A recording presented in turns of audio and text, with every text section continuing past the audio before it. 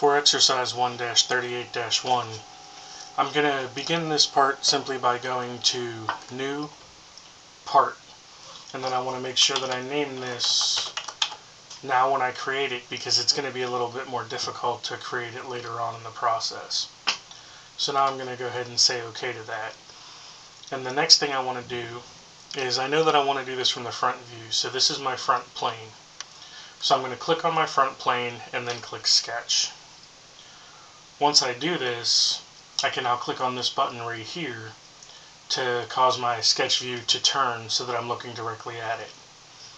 Now, for the purpose of making sure everything is correctly scaled, I only want to draw my first two lines. So I'll draw one line over and one line up.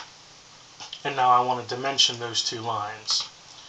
So I'm going to zoom in, and you can see that the software automatically made it 80 and 51, but based on the dimensions of the drawing, I need this to be 3, and I need this to be 1.5. So now that this is correctly scaled, I can use this kind of as the baseline for estimating the rest of the sizes. So this is going to come over here, and then it's going to drop down, and then I'm just drawing out the rough profile for the rest of the object. At this point, I can now begin to dimension the rest of this. So I've already got my 1.5, so when I go to dimension and I click my top line and my bottom line, then I middle click over here to place the dimension, I can make that 2. I want to make this segment 0.75. To make that segment, I'm going to need to do a normal dimension from point to point and then move straight up, so I can make this 0.75. We'll double click this weak dimension to make it 1. One thing about weak dimensions is you can never delete them. You have to place a strong dimension that makes that weak dimension no longer necessary. So this 0.31 becomes 0.25. This 0.36 becomes 0.5. This 0.5 right here I'm not really going to need, but I need the dimension from this point to this point at 1.25 to get rid of that weak dimension that was there. And now this can become 0.75.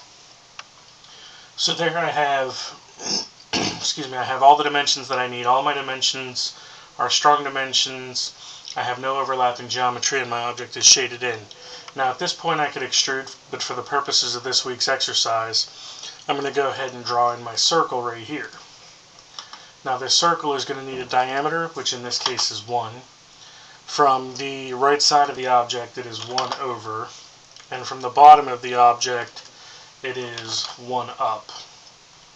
So now that I have that, I can say OK, I'm done with my sketch, and then I can go to the extrude command, and I'm just going to extrude this 0.25 because the drawing doesn't really tell you how thick it is. So I'm going to make this 0.25, hit enter, and hit my checkbox. At this point I can go ahead and save it. Here's the name that we gave it when we first created it, and I'm just going to save this to my desktop and say OK. So after you do that, you can go ahead and submit this file.